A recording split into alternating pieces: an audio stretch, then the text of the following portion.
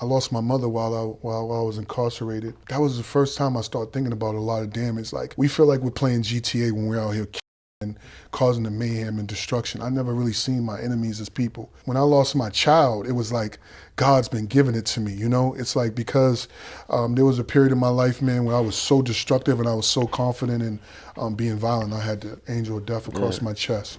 And I was proud, you know, I loved that life. I loved being a demon, you know? But we don't know how strong that demonic energy is. You got a moment when they see you down, just know they love it.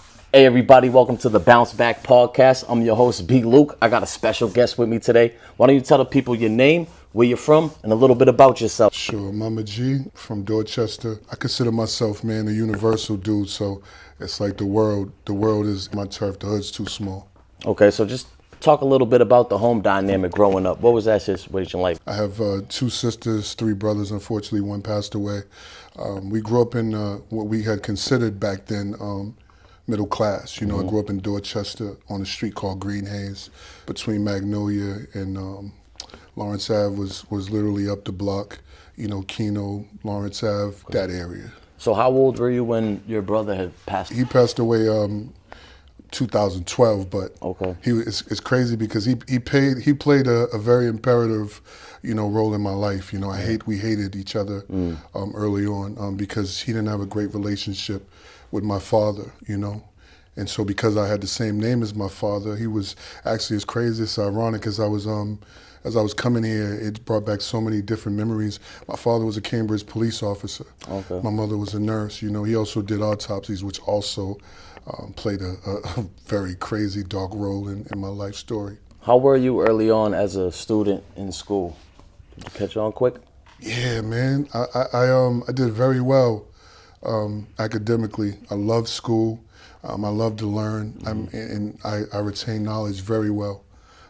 So I excelled in school. Did you ever have any behavioral issues in school? Man, it's crazy. I never had any behavior issues. Okay. No. So what age do you start getting in trouble? You know, like I had discussed in my book, Greif Of A G, I recall vividly, I would say probably about 8 or 9 years old. It's crazy because going back to the school point, I remember when they first started talking about, you know, the Thanksgiving and Christopher Columbus, and I really felt really bad for the Indians. You know, I'm like, they was like, yeah, you know, the Indians took them in and then they fed them and they showed them how to harvest and then they killed them. And I was like, why would they do that? And the teachers looked very, very puzzled. And so I really like always had my pulse on situations. Getting back to the question that you asked, about 8 or 9 years old, you know, we used to have these sessions when we would kind of roast each other in the neighborhood. The kids from the Magnolia Street who really always had a huge presence. You know, my street really had no gang presence, but just all the surrounding streets. And so, you know, Earl and Sharita and Jody with a family, the Maccabees that lived across the street. So they would usually start things off and they would be talking about us and everybody would be joking. So I really couldn't joke with them, you know. And but the kids from the Magnolia, I used the practice and the sparring sessions from, you know, Joey and Earl in those sessions to be able to throw jokes at them. So I was roasting the kids from Magnolia Street, Little Daddy, who wound up being my cousin. I didn't know it at the time. He wore glasses, and man, you broken glasses, 4 eyes, and I talked about everybody else, and then that was when it hit me. One of the kids had told me something that really stunned me, you know, as they was like, oh yeah, and they was like, that's your father, why your father's a crackhead. And it really paralyzed me at that moment because it was like we had all heard about this new crack like little situation, but we wasn't really familiar with it. And so we just knew that wasn't something that you wanted to be called. But it also made sense as to why my father used to always be in Pam's house, who was like the neighborhood, you know, kind of crack star. She had the crack house. And so, you know, my father used to be sneaking in and out. Like I said, he was a police officer, so he had to do it kind of like, you know, kind of on the slide. But I feel like at that moment, when they said that, I started fighting those kids, you know. I started punching, I started kicking, and, you know, they started, you know, throwing bottles. And I remember knocking on Earl's door because they were pelting me with rocks, and, you know, I would grab one and I broke Daddy's glasses. And, you know, I said to Earl, who was an older kid, like, yo, come out and help me, they jumping me. And he told me, he was like, nah, take this, and he gave me a makeshift crutch, little thing that he had made into a baton, and he said, man, you got to go out there and fight. And I was just enraged. I was so enraged that I didn't even realize my mother had came up from behind me, and she said my name, and she was like, Till. And when I turned around, swearing and throwing rocks and tears down my face, I just recall my mother, you know, saying that she couldn't believe, you know, her 8-9-year-old child, you know, was talking and behaving like that. And when I laid in my bed that night, I remember being upset with all of the kids. I was upset at, you know, Marcel and little Daddy and all the kids, but I was really, really angry at my father. Did it hit hard because you had suspicions or it could be true, or did you look at it as just like somebody's just saying disrespectful stuff for the sake of being disrespectful, or did it feel personal? It felt personal, and also felt like they knew something that I didn't know. And then it's crazy because what came into my mind was I remember my mother had sat down, you know, the kids. Maybe I was a little bit younger at that time, maybe 7. My brother was about 6, and my sister was maybe about 3 or 4. And she was reading a letter. And when she was reading the letter, you know, my father was describing that he wasn't around because he was sick. And so I thought he was in the hospital, and basically said the disease that he had, you know, made him forget to take his little daughter to go get ice cream, or made him forget to do things with us.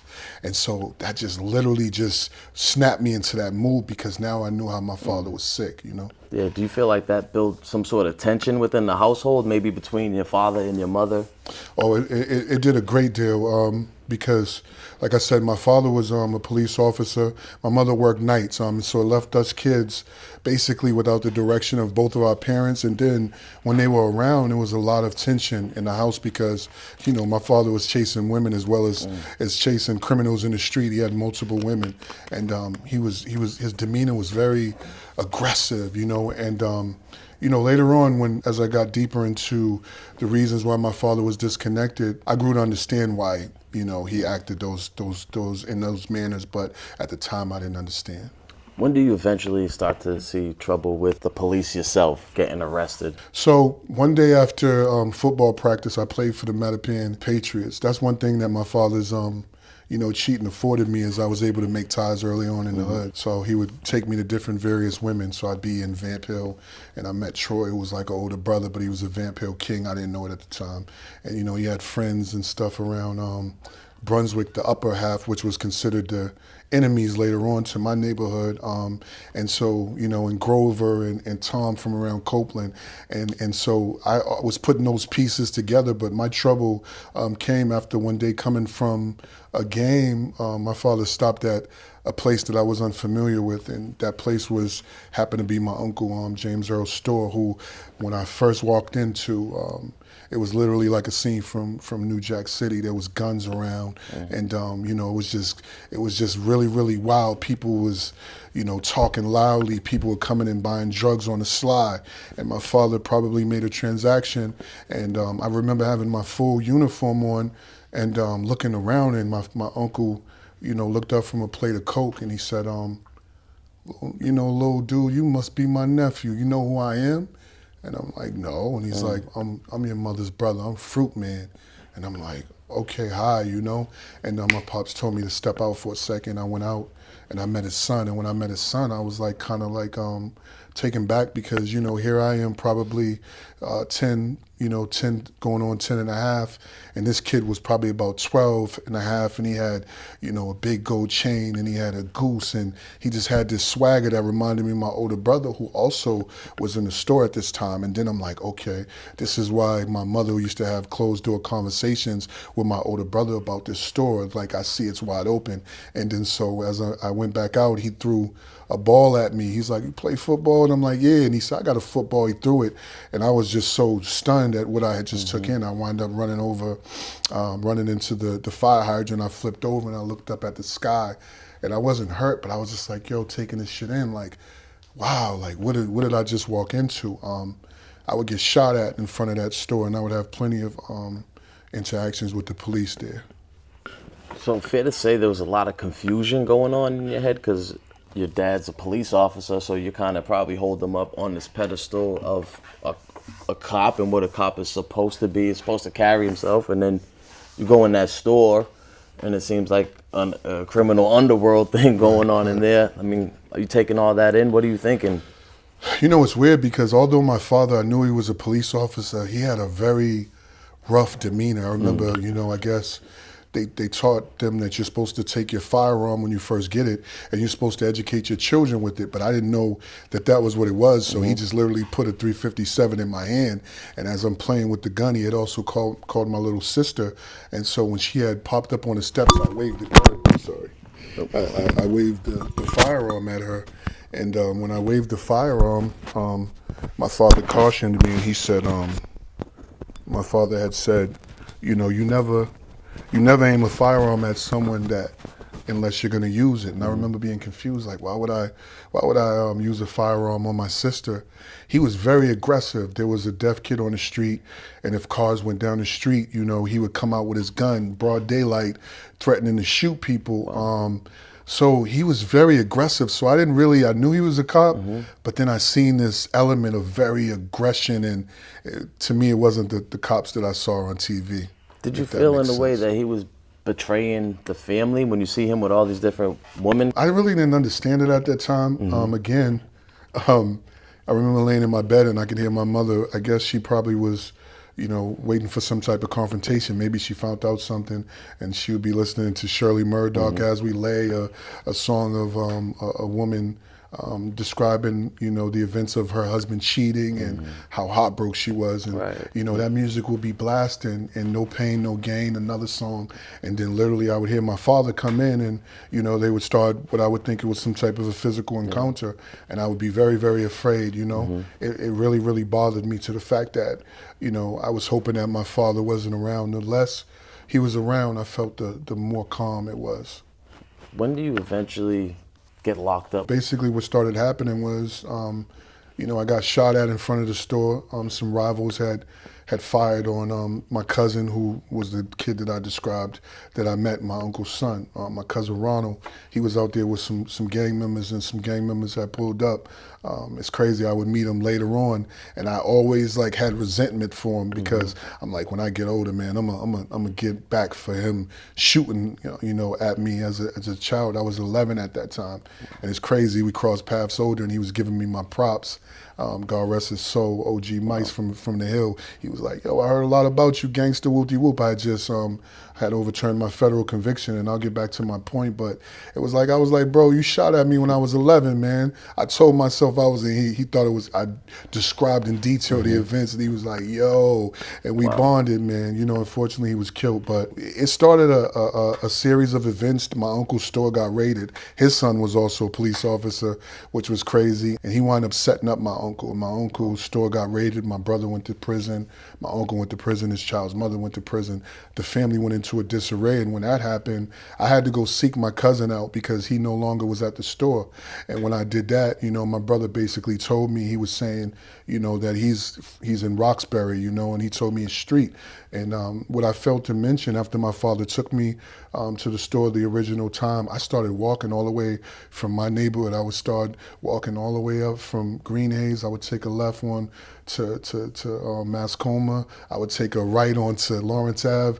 I would go all the way down Lawrence Ave, and I would cut through and walk Blue Hill all the way up. And I'm going through totally different neighborhoods, all types of elements, you know, at 11 years old, because now I'm so wide open from what I saw the first time. And you know, when I now found out that my family, the store operation was shut down, my uncle had started, you know, showing me that he wanted me to dress a certain way.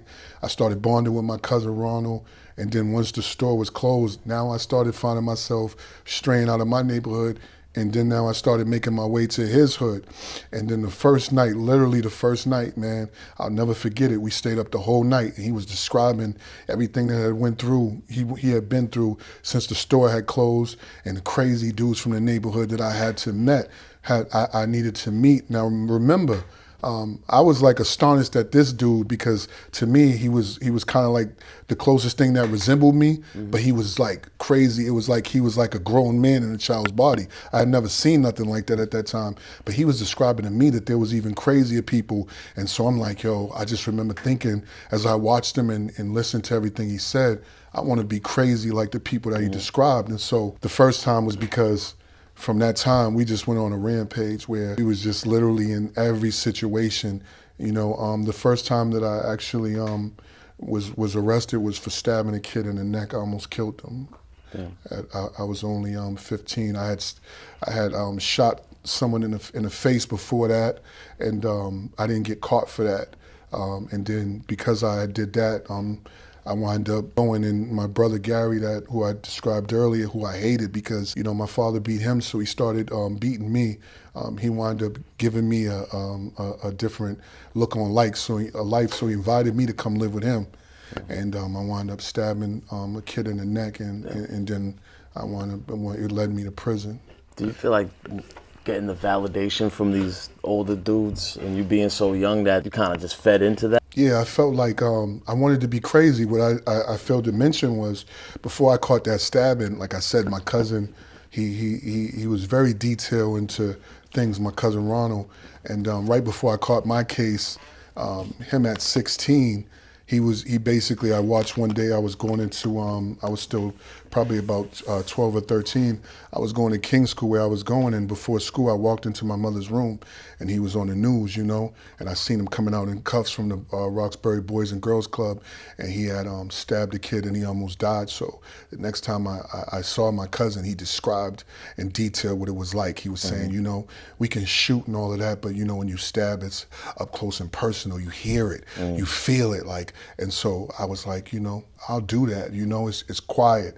And so I wind up putting myself in that situation because I started seeing in my environment that, you know, these were things that it just was just too familiar. You know, and I'm gonna make this point before you go to your next question. I feel like, you know, first of all, I don't want kids to take anything that I'm saying as glorification. I'm telling my story, it's real, but you know, you have to understand, if I grew up in a neighborhood where we played tennis, I would be more likely to play tennis. Unfortunately, you know, violence and drug dealing was prevalent in my neighborhood, so that's what I became. So when you catch that initial case, you get a bail? So it's crazy. Shout out to my Uncle Joe. I speak about this in my book. I don't know how it happened. I forgot to say I beat this kid almost to death in school right before that. And then I shot someone in the, I don't know if I shot him when a glass shattered in their face. And then I wound up catching, but I got away with that. And then I wound up catching that stabbing case. And right when I stabbed the kid, I decided to go back to school. My brother Gary told me to bring the knife, but I was like, nah, that don't really make sense. I don't think that's smart. I'm not gonna bring the knife. And it was like I seen kids that was kind of like ignoring me like the plague. And so I wound up getting to school and people were whispering. I wound up getting into a big fight. I still hold the scar under my eye today. One of the kids had a ring or a brass knuckle. And you know, when I approached, swung on him, he basically lured me out the classroom. He knew I was gonna confront him. And when he did, I came out, I started fighting them. Their plan was to jump me, but they had the police already coming. Once I was spotted back in school, they already had snitched on me, but their plan was to at least get some type of get back. They knew the police was coming. I was fighting all of the kids and stuff, man, and then the police came while the seniors and the teachers were holding me, and I literally felt my eye, and I'm like, I'm gonna kill you, because I felt the blood.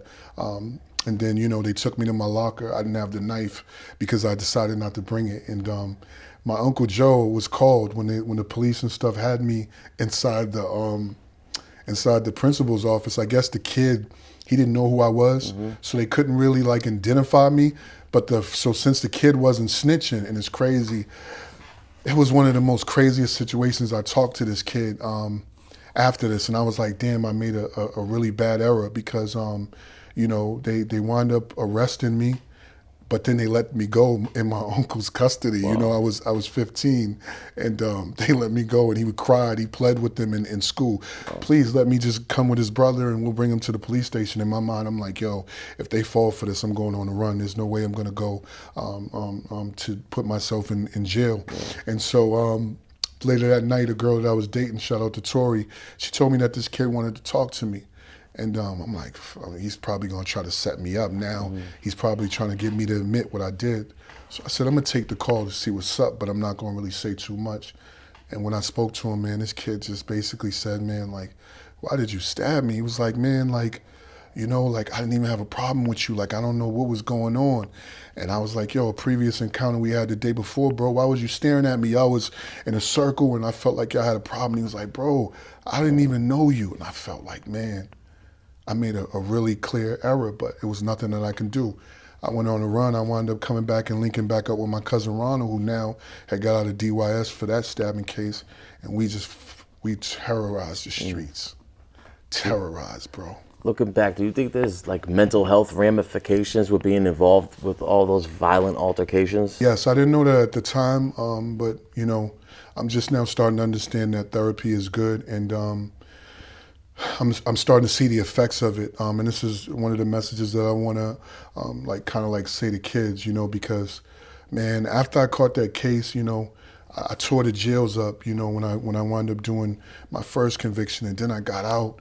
And I literally went back for a triple shooting case after, you know, the stabbing case. I pled guilty to that. And I went back on this triple shooting case. And then after I got out on that, man, I caught an armed carjacking, armed kidnapping. And then when I got out of that, you know, a lot of hostile, demonic energy was in me that led me to go into the feds. And now, after going through all of those experiences, what I've learned was at the time I was sick, bro. Like, I was really, really mentally ill. I didn't know that, but you know, when you literally get up every single day and on your mind is just mayhem, murder, like you literally, you laugh, like you don't care about people. You don't see them as even people. You know, I would literally, every time I did a successful mission and people talked about what I did or my acts of aggression or violence, I would smile, I was proud. I would relive these experiences. I would take paper clippings, I would smell the blood, I would just relive these experiences and laugh over and over again. And what I realized is you become schizophrenic, you know. It is a situation of your environment where it's a characteristic to whereas you start feeling like everybody's plotting on you. I don't think the way a normal human thinks even to this day. If I go to the movies with my kids, you know, I'm looking at every weakness and breaking down everything in the room. I got to be by the exit in case, you know, there's a situation where I got to defend myself and get my kids to safety. So do you think nothing was going to stop you besides maybe getting arrested or death, perhaps? And why? Well, nothing was going to stop me. I think that every time I went to prison, it extended my lifespan, and it gave me an opportunity because when I was 15, I didn't see me living to 18. Like 18 seemed like forever.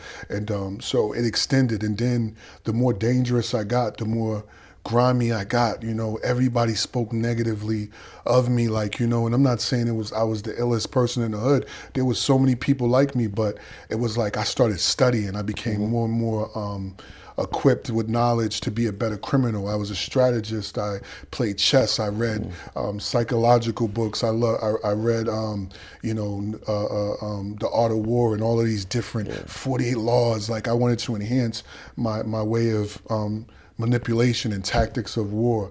And so I really didn't care what I did. I would literally walk up onto a street in broad daylight and I would shut that whole street down. I wouldn't care. I was brazen because to me, I didn't expect to live. So anytime I went to prison, I welcomed the opportunity just to be able to live longer because I wanted to survive. So first time in prison, is that the feds or is that Massachusetts State Prison, Department of Corrections? No. Actually, that stabbing case, I wound up catching a hand-to-hand, and so when I ran after my uncle was able to convince the police to let me go, I wound up running, and I go to Brockton, and my cousin then was out there. That's you know, and I got up with them, and they had a little neighborhood, and it was rocking, and I started getting money out there. I wound up selling to a fiend, or what I thought was a fiend, but was an undercover. And when they snatched me up, you know, because literally I made my first play, trying to get some money because, you know, I just now came from, that situation, boom. And when I tried to get some money, I did a hand-to-hand in Brockton, and it was the worst mistake of my life. All of a sudden, man, I went to the payphone, and all of these police, and I'm like, oh shit. So I started bailing through parking lots trying to get away. What had happened was some shower posse members, and I was familiar with them. I guess they killed the undercover cop. And at 17, well, I think I was close to 17, when the police snatched me up, they was using the pressure of trying to do hand-to-hand sales to see if they can find a weak link to, get someone to snitch on these shower posse guys. And even though I knew him, bro, there was nothing in the world that was gonna make me snitch. Like, I acted like I didn't even know him. And so when they was like, okay, they arrested me, I lied about my age. I was able to get out temporarily, but then there was nothing that I can do. They wound up charging me with the hand-to-hand. It was a mandatory minimum. And it's funny because I actually was mad at them. I felt like the system should have gave me a second chance. I never got a juvenile chance or a conviction. Yeah. But when I really thought back, when I think back, honestly, I did a lot of violence. We was gangbanging heavy. We tore streets up. Every day was something. Sometimes several encounters.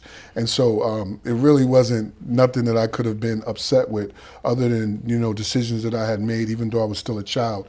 But my first bid led me to the old Plymouth. They called it Baby Walpole. And I came in and I instantly just got in this stuff there. What type of things were you getting into when they're just fighting? Or? I was angry. So it's crazy because, this kid that my cousins was hanging with, I had met. His name was Yella. He basically was telling me the politics about the jail. And so as he's walking me, around, I got my head up, and he's like, yeah, the point kids, yeah, that's Gotti, and that's Monster, they call him Emo, and that's Big K Dub, and that's Charles Evans. All of these dudes, criminal from the A, they all basically had life sentences. I'm not laughing as it's funny, but I'm laughing because in my mind I was so arrogant, I was so full of hate. I instantly was like, okay, so that's who I'm challenging, because he's telling me they run to jail. So at 17, I'm walking over the court, and the first encounter, criminals, like, they were playing basketball. He's like, yo, bro, you don't see us playing basketball, man? I'm like, what you want to do, man? We can do whatever you want. You can't tell me where to walk. And I waited for a confrontation, and they was deep. And then, Gotti, shout out to Gotti, he's like, man, later for dude, man, just play ball. And so I went to the child hall, and, I'm still young, it's my first bid.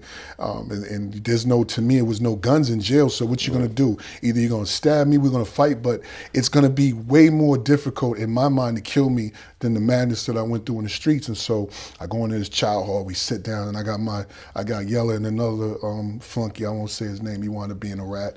And I sit down, and when I got my trays, I'm peeping that all of these guys come, and they put their trays down, and as I'm eating this little garbage meal, man, they just looking, whispering, and then they leaves out the chow hall. So as I'm eating whatever, I finishes up eating my flunky and Yella. We get up, we walk out. They was in front of the 14 to 28 tier, which was across from mine's, and I walked on the tier, which was the one of 14. Then I thought about it, like, yo, hold on, they mad deep over there. Like, what if they come and close me in? What if that was their tactic? And so I came back down, and I put my leg up, and I looked at them, and they just was rapping, paying me no mind. Yeah. So I'm like, okay, I got a little arrogant. I walked on the block, nothing happened that time. And then we had a second altercation, and then that's when things got crunching. And you end up going to the hole for that? Well, it's crazy because that's also why, it's crazy. Anybody that you ask about me, I'm very humble. A lot of people look up to me. A lot of people respect me, but it's like it's no big me's and little you's. And I feel like that's because the experience that these older guys gave me. After that event, nothing happened there, so I got a little bit bolder. We was in the rec hall, and so when we were in the rec hall, they were watching soap operas. I still to this day don't understand why dudes watch soap operas in prison. They was watching soap operas, but they were playing cards. And so I tell us, yo, man, change that. And he was reluctant, but then he was like, okay, he changed it to MTV. And so one of the dudes playing cards was like, yo, CO, who told you to turn that, man? Whoop-de-whoop, start going in on the police. I could have just said nothing. But me being me, man, I told him to turn it. What's up, bro? You trying to do something? Criminal speaks up again. He was the spokesperson. I love you, Criminal, too. You know, he was fighting 2 murders, and he was about 23. And so he's like, yo, dude, man, you ain't gonna come here, man, thinking you running things. And I said, what you want to do then? I stood up. And he's like, why are you standing up? And I felt stupid because it was like, here I am standing up. And he was just so laid back and confident because he was already a proven person where I would eventually be. So he was confident in his proudness and manhood. And I said, I'll stand up because I could do what I want to do. What you trying to do? And he said, don't worry about it. And he kept playing cards. And I'm like, that's what I thought. And then I felt kind of stupid, so I sat back down because there was no confrontation. I was used to meeting violence with violence. And so then again, so we go, same thing. We go to the chow hall, but this time when they come in, I put my tray down, I peeped them. They did the same thing. I say, yo, don't eat that food. Man, come on, we out of here. And now we went, we posted up, the same thing happened. They went in front of the 28 tiers, they rapping, boom, I'm standing there, I got my leg kicked up. They didn't approach me, nothing happened. I walked back on the tier, and then when I was coming back out, Gotti said, let me holler at you. I'm like, what's good? I'm aggressive. He's like, no, I just want to chop it up. Yo, what happened with you? And woo, woo, woo. And I said, man, he act like he wanted something. He's like, yo, just chill. But the ploy was for him to walk me all the way to the end of the tier, because now this time it's about to get shaken. They all came in, killers, you know? Yeah. They were deep, big grown men. I'm 17. Yeah. I put my back to the wall and I'm like, okay, they finally got me. They just came and they started approaching me, questioning me. Yo, what's good with you, man? Seem like you keep having the issues with us, woo, woo, man. And I'm like, man, it's gonna be what it's gonna be, man. What y'all gonna do? Y'all think y'all run to jail, man. Y'all don't run me. What's up? We can get it. And they're like, that's what you think it is? You think we trying to run in jail, bro? We got bodies. We ain't trying to really do nothing unless we got to. So then they start asking, yo, you think, man? Yo, so it was like, as I successfully defended myself and they seen that I had the heart, they just started smiling. Yeah. Then they all started giving me dap and they all walked off to the unit. And then they took me in like a young lion. So did you start to think about things differently when they're telling you these things? No. You still would just wanted to build that resume? No, then what happened was, you know, I noticed that people couldn't talk after 9. So now I feel like nobody want no smoke with me. And now Yella's in the cell, he's 19. And this was someone too, it was a crazy dangerous game. You know, when we was on the street, briefly when we had encountered, when he was with my cousins, I remember, you know, one time when I had encountered him, you know, I had bravery that was just retarded. There was a kid that was selling a gun. And I'm like, you got that on you right now? It's loaded? He's like, yeah. I'm like, yo, let me see it. And he showed it to me. And I said, oh, let me get the money from my man. What you want? He said 100 something. And I was like, yo, as soon as he pull it out again, I'm gonna tell him, like, we just gonna jump on him and take it. I was like, yo, let my man see it again. We jumped on him. So Yella's starting to see, like, bro, you're crazy. He's seen how I was on the street. He see how I'm moving, and nobody challenged these dudes. And so now nobody was allowed to talk. I'm yelling on the tier. You know what I mean? Nobody's telling me that you can't talk after 9. Now everybody's respecting me, and I'm being just straight obnoxious. But what wound up happening was my overconfidence taught me a valuable lesson. I'm yelling, and I'm talking to my flunky that was in cell number 1. Man, you was way down the tier, bro. When I was about to get it cracking, man, you was a B, you know what I'm saying? Oh yeah, I'm like, man, you was acting, you know, like you were LGB, you know, I don't want to say that word. Man, go down in cell 14. This was a dude I had chumped off before. And we laughing, thinking nothing of it, yo. This is why I learned, you know how they say in prison, when that doorbell ring, you know, let that be the bell. Yeah. Man, the door opened, and that same dude that I was talking crazy to was coming in the cell. Damn. You got something to say? And hooked off on me. Boom! Damn. Reality hit like, oh, you know, and I instantly started fighting. You know, I had heart, but the cell was so small. We fighting, we tussling in the cell. Boom, boom, boom, boom, boom. Yep. I'm firing on him. Yella wakes up. Oh, snap. He started firing on him. Boom, boom, boom, boom. People's like, yo, CO. Boom. He bounces out. So I'm like, yo, let that ride, because I felt like I didn't like my performance. I got dressed, I'm like, we about to set it. So when we're walking into the chow hall, remember I just got into it with Gotti and the Columbia Point kids the night before, the big dogs. And so as I'm walking in the chow hall, they still didn't trust me. They still told me, God rest Chuck Evans had told me from the gate, he was like, yo, and he's a monster. He was like, we like, hear this dude come again, man. We done squashed it, and he's still coming with the aggression. So they were looking around, and then I'm like, yo, where this dude at? I want to make a movie on him. And when I looked, bro, he was strategically placed, and he was way at the end of the chow hall, and he looked at me, and I said, I remembered his hits. I said, damn. I started approaching him. He jumped up like, come on. And he was a big dude. I was a skinny little kid, 17, man, misguided. Yeah. And, I hesitated, and then I just started hooking off. You know what I mean? And boom, they chuck like Boston beat down. We start fighting. Yo, bro, I'm telling you, my punches probably wasn't powerful at all, but I never stopped swinging because I remember how he hit me in that cell. Right. And so, boom, police come in, boom, boom, boom, boom. I don't remember nothing else, but I remember this cool officer named Forts that was a rookie that I always show respect to. He was taking me to Max, and he said, yo, Freeman, you broke my nose. And I'm like, yo, my bad. Yeah. So they put me in lockup, and then all of a sudden somebody comes down like, yo, who was fighting in the chow hall? And I'm like, who's asking? I get on the gate. It's like, yo, nah, bro, this is Lucky. You know what I'm saying? It's Lucky from the Point, man. He said, yo, I heard you got busy, man. Dude only got like probably one hit, man, and you put in work out there. And I'm like, yeah, But in my mind, I'm like, at least I feel like I put in a performance. But that would just start like a chain of events to whereas, like I said, they took me in like a lion, and these guys started telling me how to premeditate murder. Damn. They started telling me how to get away with things, how they moved. They started educating me on how to be more of an advanced criminal, and that was the worst thing that you could have did for a 17-year-old. Looking back, why do you think they did that instead of guiding you in the other direction? I think they was proud. They probably saw a lot of things that they identify with themselves. I seen the way they smiled when they seen that. I wasn't taking no shorts. I was 17. And so they really, I feel like they felt like this dude, he's earning his stripes. He's one of us. And so I feel like that was what it was. Because nobody in those times, I feel like nobody had positive role models. When I was a little kid, 8, 9, in the hood, dudes was telling me, yo, you're going to be a dog and you're going to be a killer. You got to do this. My older brother was telling me, yo, don't take no shorts. You can't go out. And even I remember questioning myself.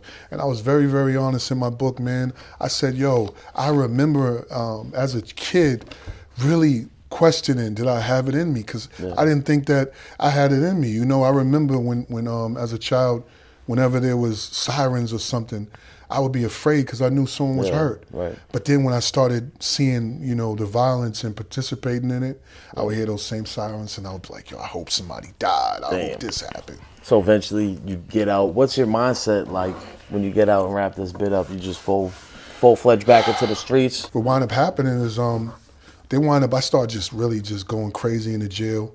I started ripping out. I was fighting the police. I had a lot of anger in me. And they wound up shipping me to another jail, Middleton, which really broke me because that jail was designed, to make sure that they were able to contain a person like myself, And so I didn't have a plan. When I got out, I didn't have a plan. Even when my family talked to me, they'd be like, what you plan on doing? Right. I'm just trying to chill. Yeah. So when I got out, bro, I bumped into my cousin as soon as he came to my crib. And, I had a little girlfriend and, my moms, and they, gave me some money to shop. He's telling me everything that he done did and everything that they done missed. And he got a couple of his little homies. And before you know it, bro, literally the second day that I was out, I wound up in a car with them with a gun on me, going into enemy territory. And I'm gonna be honest, I felt like I was trained boys in the hood, like let me out. I just got out. Like I wanted to enjoy life. And then my mother was telling me she didn't want me around my cousin Ronald, and my girlfriend seen the influence. So I'm just being honest. I wasn't afraid to do what I did, in the streets. But at that moment, it's like, bro, I literally just got out. Thank God nothing happened that day, but it was like it just sent me right back into, gang banging. And then I went back on a triple shooting case, and I went back on a firearms at that time. And that was one of the cases that I really regretted. And in the meantime, how are you making your money? Are you working? You got a girl, you got to have a little bit of money or something? Well, I had a job, I had got a job at the Reebok factory. But then literally, bro, once I started, fell back into, falling into my cousin and doing the things that we were doing, man, I started getting money in the hood again, And then eventually you catch a serious case. Right.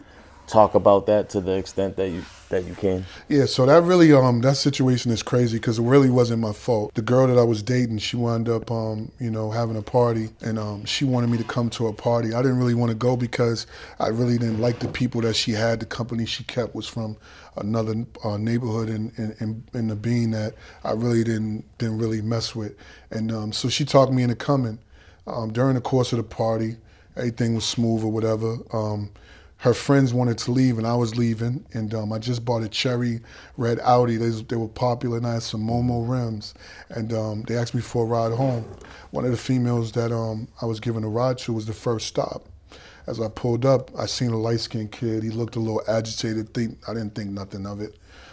This is Brockton. Like, my enemies at this time, the majority of them was in Boston. So the girl gets out, and all of a sudden, dude walks up on her, and he's beating her in the face. And I'm like, yo, what's good with dude, you know? And he said, yo, let me holler at you. And so I'm like, hold up. I gets out the car because I'm already feeling the way. But then I thought, what if she did something that warranted, I don't know if she set this dude up or whatever the case may be. I jump out the car. At first I tried to reason with him because, like I said, I already knew I was violent. But I'm thinking maybe it's a misunderstanding. What's good? He's like, yo, what my shorty doing in the front seat of the car? Oh, no, homie. Like, my name is Till. I was confident. Right. Like, my name is Till, bro. Like, that's my girl's friend. Dude said, I don't care who you are. I hooked off on him, punched him in the face. Now, I had a knife. I didn't have a gun on me at that time. So I had a knife, but I had put the knife down when I jumped out the car. And so I knew something, either he had a gun on him or was close, but I still felt like I couldn't go out. I punched him. He whipped out. When I seen the gun, he was doing like this, trying to get a shot. I was punching him. As soon as I tried to grab the gun, it went down and it shot me. And when it shot me, I felt it, but then I forgot about it because now I'm still trying to get the gun because I know it's a free murder. And anyways, he wound up. He didn't shoot again. He wound up breaking free. I had tried to grab him. He ran off, and when I got back in the car, the other homegirls that I was about to drop off, I'm like, yo, this dude just shot me. I laughed. I'm like, yo, can't believe dude shot me. I'm like, yo, one of y'all drive, because when I tried my foot, I remembered, now I'm like, I feel the effects of it. None of them can drive or something. So I'm like, dag, then I thought about it. I'm like, what if dude come back to get some courage and finish me off? Yeah. So I got out the car. When I got out the car, I seen another car and a signal light or something was on. It wound up being this other female that I knew named Anna. Shout out to her. I was like, yo, she was like, you okay? I heard shots. I'm like, I'm hit, take me to the hospital. And they gave me a ride, and when I got to the hospital, they helped me in. And so when I'm in the room, I'm just furious. I'm like, I'm gonna kill, like, this is the first time I felt I didn't do anything that warranted me to get shot. Right. And my brother came in, and he had a message from my mother, because I had the hospital call him, and the message that my mother relayed was, I'm not coming. I got to go to work in the morning. I'm tired of him and the things that he's doing. Damn. And that had me hot. So now, when I come home, the next morning I'm limping upstairs because I feel a pain. I wake up in pain. I remember I had the pain medication. I go to get something to drink. My mother's there, and she's like, let me see. I'm like, nah, you didn't want to see it last night. You don't got to see it now. And when I kill him, don't you say nothing neither, because I wasn't even doing nothing. Damn. And then the crazy thing about how life works, man, he wound up telling on me when I got my get back. But that was a case that I do regret, because although I was laying on the house when I caught that 3 counts of attempted murder or whatever. I pled out to assault, 3 accounts to assault to kill. I was laying on the side of the crib. I had made every side street, crevice. I knew that whole area, and he tried to send a peace treaty, but it was too late. I tried to, squash it in the beginning. You didn't want to do it. Now my mother's thinking that I deserve this. And so the car was coming down the street, and I was literally had parked and was getting out, and I had the gun on my lap. And when I got out, I had the gun on my lap. I put it in my hand. The car looked like it stopped, and I seen the female was driving. And I'm like, okay, let me see. Either she's going to try to back up, I'm going to aim and fire, or she's gonna have to come by me and I have a better shot. But then when I didn't really see everything in the car, when I seen her make her move to try to speed by me, I see the dude, but then he holds up a baby and he lets his seat back. And when he does that, I put the gun down and I'm like, wow, man, I'm gonna kill you, but I gave him a pass. Wow. But as the car started passing me, he hangs out the window and he kind of taunts me. Now, I've been laying on you for weeks now. I want you bad. And I give you a pass because I could have literally hit her first, Right. disabled her, the car crash, hit him, you know. I didn't because there was a female in the car and I seen that baby, and you a coward, you put your son up. Yeah. But when he hung out the window and said that, man, I got mad. And I'm not justifying my actions because I never took any type of firearm training other than the streets. No target practice. It was very reckless and dangerous. I could have killed her. I could have hit that baby. But I tried my best to aim at him hanging out the window, and I fired upon him, hitting the vehicle and, you know, attempting to pick him out the vehicle. And by the time I got back to the hood, man, I had warrants. Damn. And how did they eventually grab you? Do you turn yourself in? Nah, I went back to the hood, and I'm gangbanging. Shorty comes and she tells me like, yo, Shorty's not telling, but dude's, you know, telling. Whoopty whoop, they got warrants out, and I'm like, word. But to me, it's business as usual at this time. I'm on a mountain bike with a gun on me at the corner of Blue Hill in my cousin's neighborhood, Copeland, and you know, she's relaying all this information to me, and I really didn't care, you know. I actually, it's crazy because when he shot me, that situation, and I didn't say anything, you know. He told me later on because, you know, he wound up paying me, you know, while I was still incarcerated, he got out to try to pay me. You know, he wound up saying like, yo, man, I'm sorry. Like the police said, like, yo, that kid never said nothing. He kept it real, whoop-de-whoop. But I got shot twice in that within weeks apart. I got shot again. So now I'm just in the hood turning up. And my car now is in multiple shootings, my red Audi. And my man, Darren, had switched up and gave me his car because now we just doing hood activities. It's crazy because how I went to jail was really, really crazy. This girl named Ayana, who was like kind of like my first love, she was in college, and I loved school. I was supposed to be in college. Her family was like the Huxtables, and so she was really, it's crazy. I got a gun on my waist, and we're sitting inside her room, and she's telling me how smart I am. It's crazy, we just had this conversation. She's telling me how intelligent I am, how much potential I got, and you know, how much things were in my control. And here I am, you don't understand what it is. I'm giving all these excuses. You don't know what it's like. Man, every day you could die, and this. And I felt so guilty because here I am with a gun on my waist. I got a little homie next to me, he got a gun, you know, and I'm like, let's leave. God, I mean, you know, God rest his Alfie B. So we get in the car, and I'm just feeling it, man. I'm really feeling guilty because, you know I got these charges on me, and I'm gangbanging, and I know that I wanted to do something. I'm smart enough to do something better. And literally, as I'm about to get on the highway, man, I get to the intersection of literally can see the Westgate Mall because they were in Stonehill College. I took the back way to get on the highway right there at Westgate Mall, and I can literally see where I could have got on the highway, and I'm at the light, and I'm just so frustrated thinking about what she was saying to me. And I'm like, man, it's just getting crazy, man. I should change. And then I'm like, man, I'm about to run this light. And then I was like, should I wait? But I realized in my thoughts that the light was red a long time ago. As soon as I started going through the light, my little man Alfie said, bro, you shouldn't have did that. You ain't see the Sadies? They got right up on me. It was a trap probably, you know, to sit at the light, wait for people to run it. They pulled me over, and I'll never forget, I guess maybe the Patriots had won some game. I don't know if it was a Super Bowl or a game. He was like, you see he rocked me to sleep. He's like, yo, you good? And I'm playing it cool, and I know I got these warrants. I don't know what I was thinking, but I gave him my license, my registration. He's like, step out the car for a second. He's like, yo, you see the Patriots game? I'm like, yeah, they won. I'm lying, trying to be cool. And he's like, yeah, they won. And then literally, man, he felt my gun and was like, get the F down. And, you know, I had my wallet still in my hand from giving him the license. So I threw that joint because he's like, we got a gun? I'm like, bro, it's the license, it's my wallet. Fool.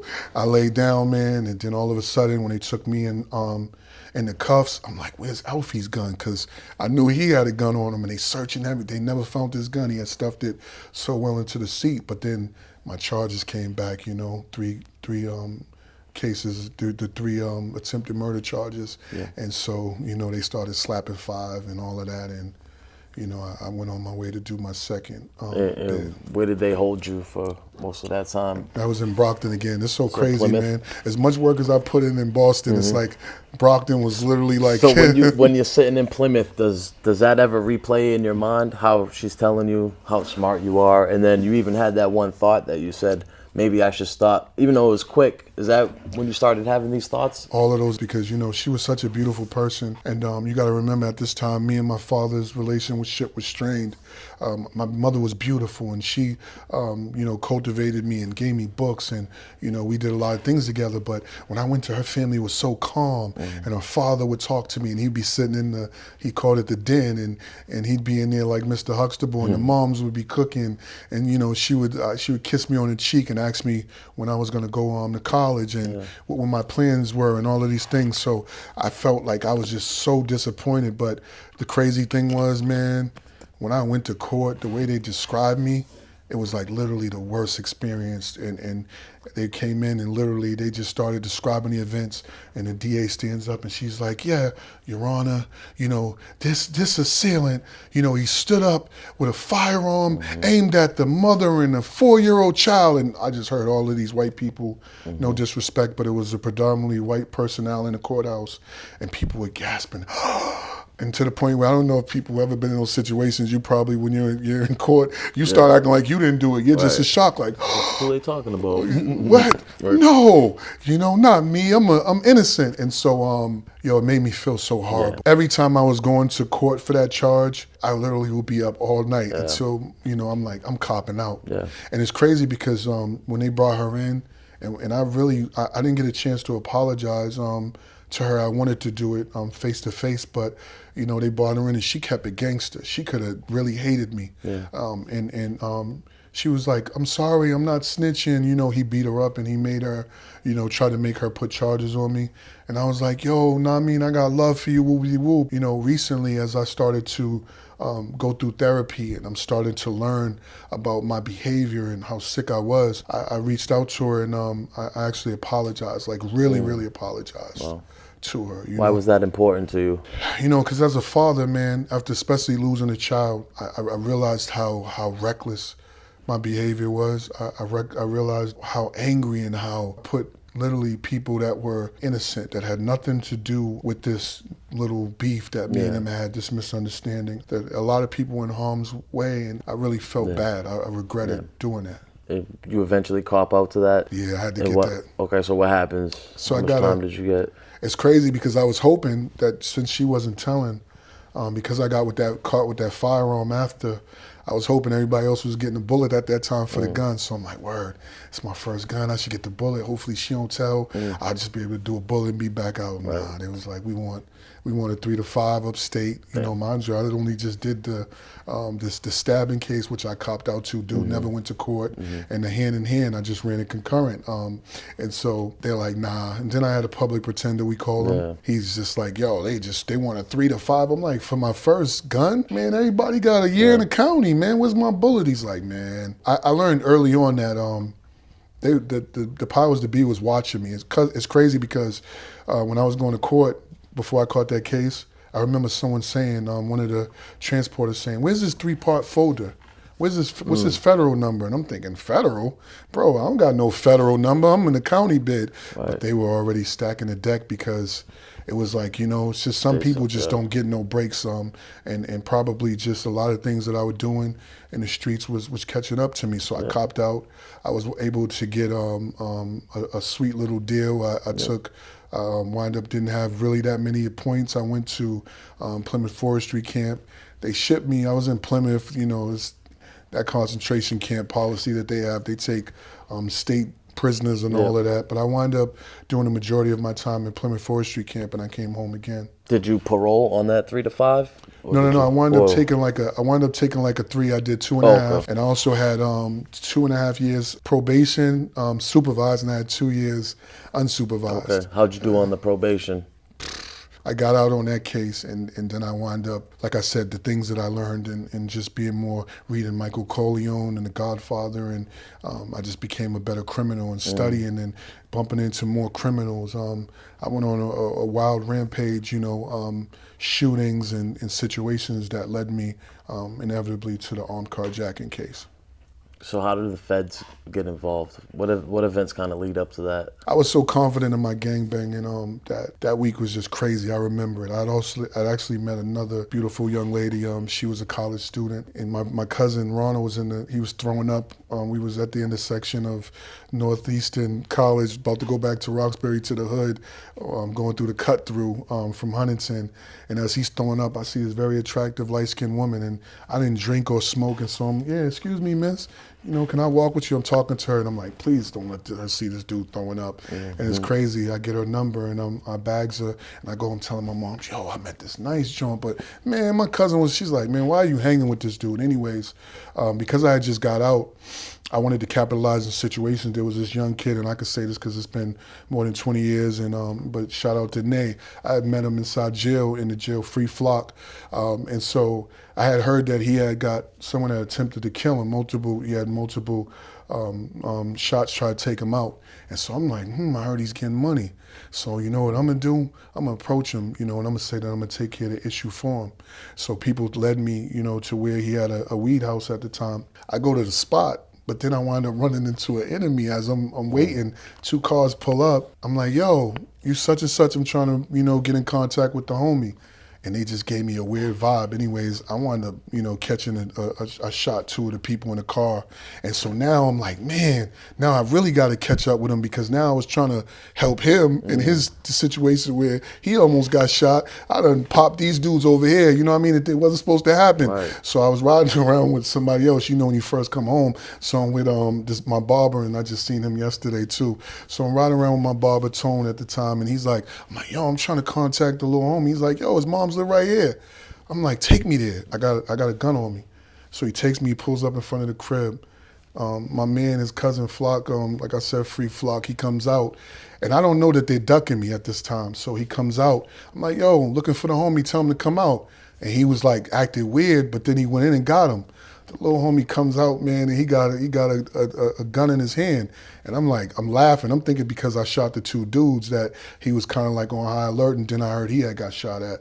So I'm like, little homie, put that away. And he instantly I was like, I want to holler at you. We go in the back, and as soon as we sat down, we start kicking it. And as I'm talking to him, yo, what happened at the crib wasn't meant to happen. I was trying to get in contact with you. I ran into some dudes I had an issue with. I didn't mean my bad. He said, man, I don't even care about that. Why did you try to kill me? And I'm like, why did I try to kill you? Bro, I'm coming to try to help you. Right. He's like, nah, bro, I see. I'm like, bro, I got it on me right now. I just told you to put yours away. If I wanted to do you, you'd have been done right here. Why would I do that? And so I had to abort that mission. When I left that day, he still felt it, and I swear I didn't do this. And so me and a little homie, we devised another plan. And so somebody else had got hit up, so we decided I approached him, same thing. I heard this was going on, but I had my ulterior motive on why I wanted to do it anyways. I heard he had a nice little money spot. So I really didn't care about him getting hit up. I just wanted to capitalize. I read all of these books. I think that I'm elaborate, calculated, mercenary. And so I tell him, yo, give me 5 racks. And, a couple joints, I'll handle that. He didn't want no problems. So he gave me some work, and, he gave me a joint. He didn't have 2. And so now I go and I'm looking for his enemies, and I go to the club, and I put it out there, yo, let them know I'm out here. Woo, woo. Man, them people put the police on me. I didn't know one of them was a federal informant. Yeah. And I had brought the little homies out there, and I told them don't keep nothing on them around the spot. But the little homie that I had, that he treated himself as almost independent, he didn't listen. He had a whole bunch of stuff on him. I was literally using the bathroom when they kicked the door in, and he busted in the door. He started flushing a bag of weed, and I'm like, yo, I'm on the door holding it till he flushes. And then when I seen it was just a bag of weed, I ain't tripping. But remember, I'm on the probation, and I'm on the unsupervised for the shooting, the triple shooting that I copped out. And so I'm like, oh, it's just a bag of weed. He flushes that, bro. They pull us, and so they go in his nuts. dude had a whole bag of like probably, I think it was 50 20s on him. And I'm like, dog, you was just flushing a bag of weed. I'm like, and he was like, I forgot. Damn. Anyways, man, they was like, yo, who do y'all think the leader is? And me and the little homies had nothing. We had bumps that we can swallow. And so they're like, who you think? And they all was looking like he's a smart, flashy one. And they read my I used my brother's name. He was mad too. But, and so, you know, they wound up, you know, taking him. We waited all night. We bailed him out. And we bailed him out. Man, I'm like, Dad, what we gonna do? He's like, yo, I got to play. We could rob my connect. So I said, word? I'm interested. Let's do it. So he told me he had a Dominican dude and I could speak about it because, you know, this was my federal situation. He called him. Now, at that moment, it's crazy. I was doing pretty good. I just met a nice little joint, you know what I mean, intelligent little young woman that I was feeling. I had stayed the night with her and stuff like that. And, you know, here I am, riding with him when he made that decision. We agreed we wasn't gonna have nothing we couldn't swallow. So I could have just left him on his own, you know, went back to the hood and you know, just did my thing. He makes the call. He tells the dude to pull up and we met him right in Mattapan Square. We standing there and I got on fatigues and we waiting for his connect to come. He pulls up, he told me what he ordered. I'm like, that's cool. And we were so confident in our gangbanging ability. We used to make like bets like, yo, if you mess up, man, I get to kill you. If you mess up, I get to kill you. Man, bet, you know? And so we standing out there in Mattapan, the little car pulls up. We get in the back, you know what I mean? As soon as we get in the back, broad daylight, man, I just whip out on him, put the gun to him. I knew Shorty had the drugs on her because he had already told me how they do their moves. The shorty would come, she would hold the drugs, they would do the transaction. I put it to him. I'm brazen, bro. It's like 3:30 in the afternoon. We riding through Mattapan. I got the gun on him. At one point, the police pulled up. God's my witness. I got the gun to him. I said, you see the police right there? I dare you to say something. I'll kill you and her. Sure. Her having the gun, the drugs on her, I knew psychologically it was going to keep them cool because now if he made a move, but I was prepared. I think I was so sick, God forgive me, I would have, you know? Yeah. And so I didn't know that because I was always trying to be so calculated. I had told the little homie, I said, yo, when we get in the crib with him, man, don't bust your gun, man. We're going to cut their throats. It's quiet. And he told me later on, you know, we wound up being cellies, that scared him because he was like, damn, this dude busts his gun, he could fight, and he's, you know, so he wound up chickening out of the situation when we pulled up. We pulled up in front of the Heath Street Projects. They had a crib there. When I went to take the dude out the car, for some reason, he's like, yo, I'm gonna stay in the car, you know what I mean, with the shorty. She still got those drugs, but I was greedy. I'm like, he gotta have more in the crib. He told me this dude, you know, was selling a lot of work. I takes the dude out, and I'm like, yo, come on. He's like, no, I want to wait here. I takes him, and I start walking through the projects, bro, in JP, broad daylight. I got him like this. You make a move, I'm going to kill you. Be cool. I see a couple of older heads that I knew was good. And it's funny, one of them I wanted to be in Nashville with was like, yo, I knew you was up to no good. And literally, what I didn't know was, unbeknownst to me, some police officers that had nothing to do with the neighborhood on motorcycles happened to be taking that tour back downtown. They see this dude, we're dressed in black, both of us in fatigues. He gets out the car because he's nervous because he know my intentions.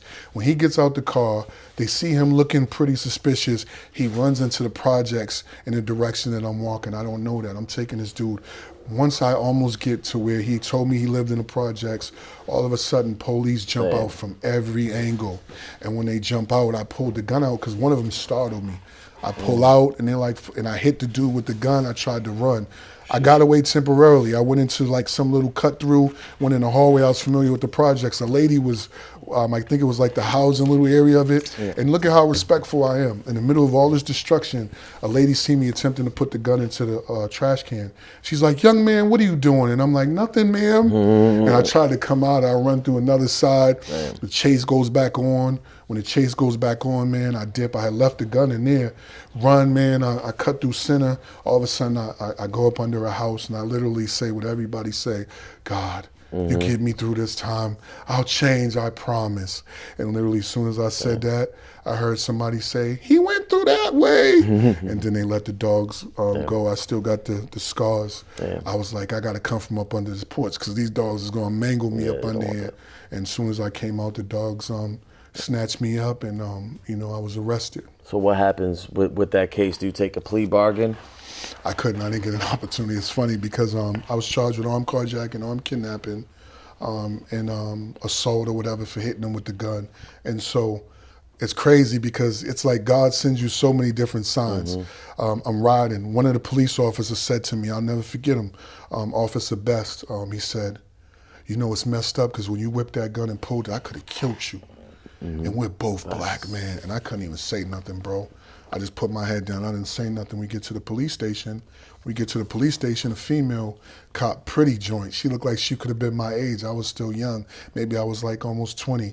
And she says to me, I would have caught you. You the one that got away? I'm stressing. I'm cuffed to the thing. I'm still perspiring.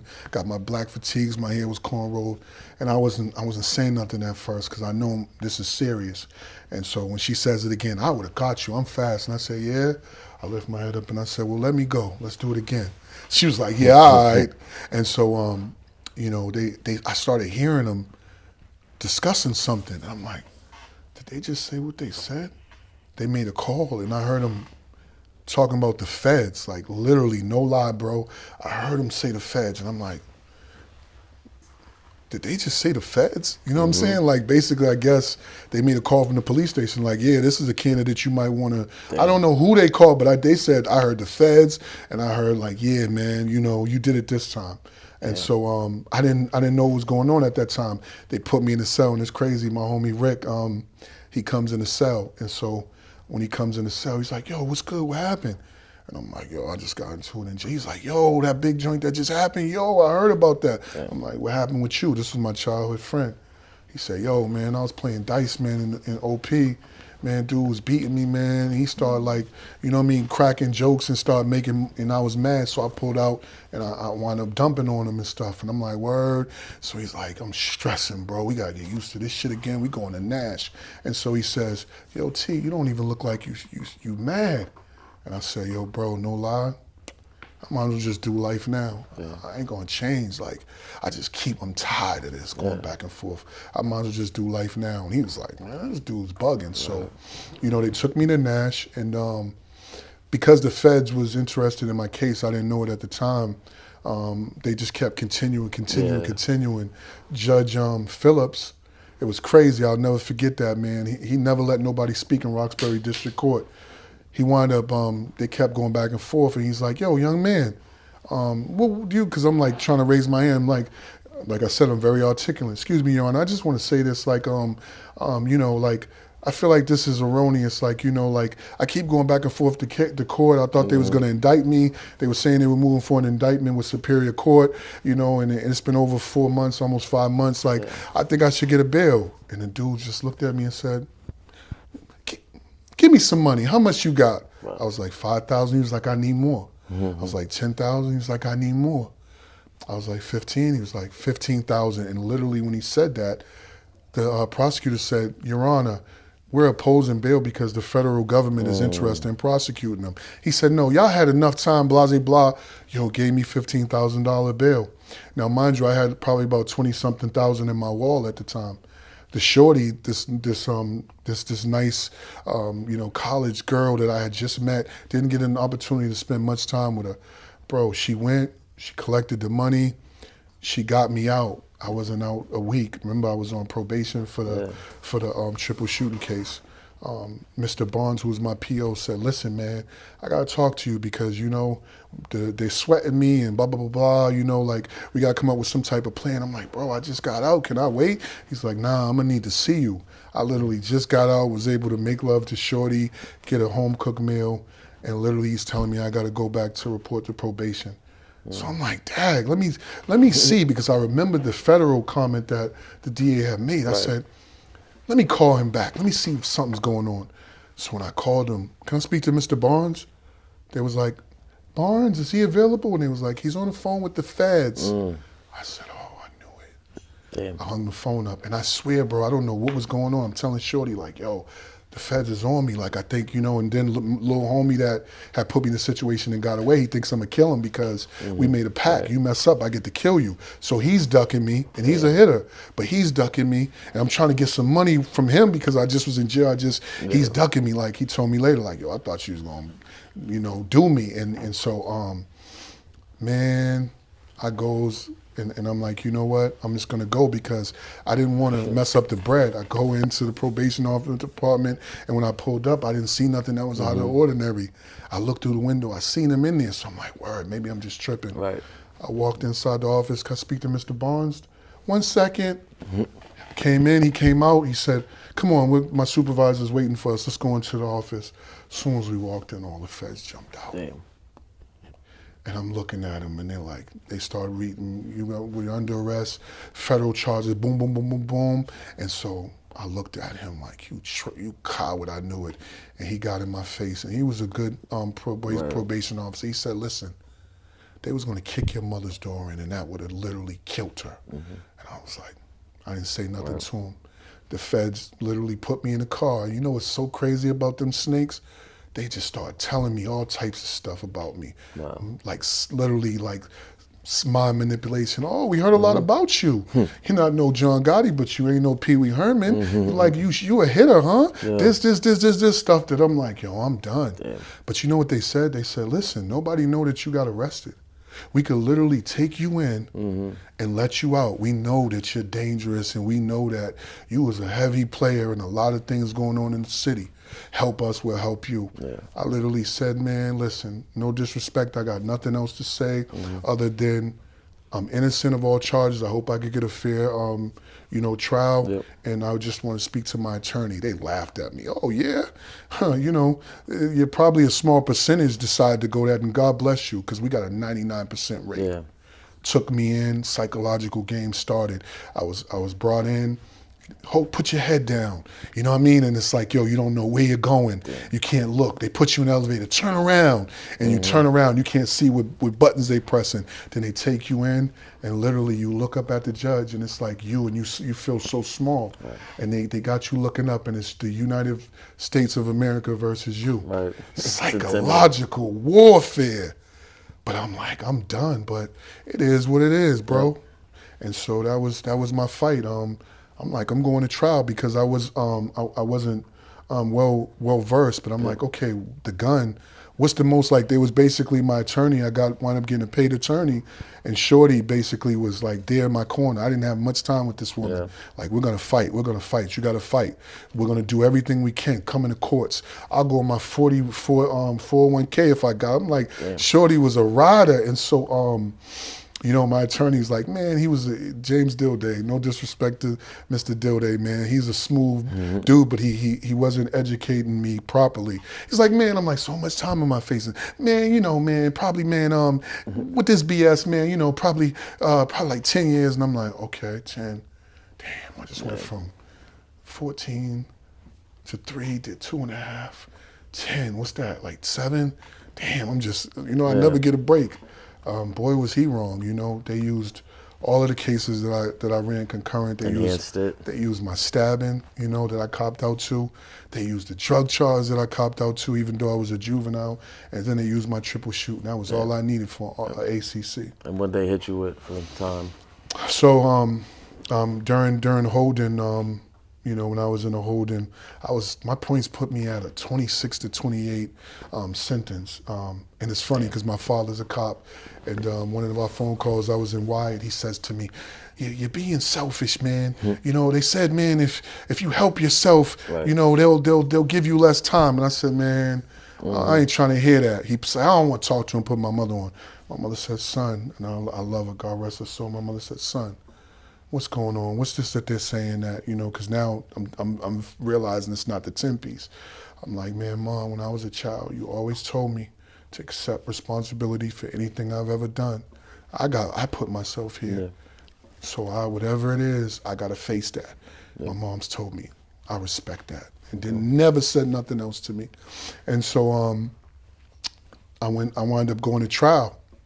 And when I went to trial, you know, it's crazy. I'll never forget, I watched a movie named Hurricane, and it was a crazy inspiring. I felt like Hurricane. And you know, it's crazy. I'm telling my shorty about the movie, and she bought me almost the same identical suit. And I shaved my head because it wasn't really that many opportunities to get haircuts. I felt like Hurricane. Wow. And bro, I literally just had, it was almost like I prophesized, man, that I wasn't gonna beat that case. I stood up and you know, everybody came in, even that beautiful woman, and she just felt like, I could tell she didn't want to be there. She didn't put no extras on it. She just said what happened. She even said she don't even know if I was the person. Everybody relayed everything that happened, all of this stuff. And man, the jury came back, you know, guilty. Yeah. And it was like the Hurricane. I seen the movie how when he got convicted, and you know, I went back in the trial. I mean, in the holding. I'm like, I'm guilty, bro. Like, it is what it is. We gotta go through the sentencing phase. I'm probably gonna get smoked. So what was next after that? Something crazy. So remember, me and my father was very, very disconnected. He came and he stood up and he started speaking.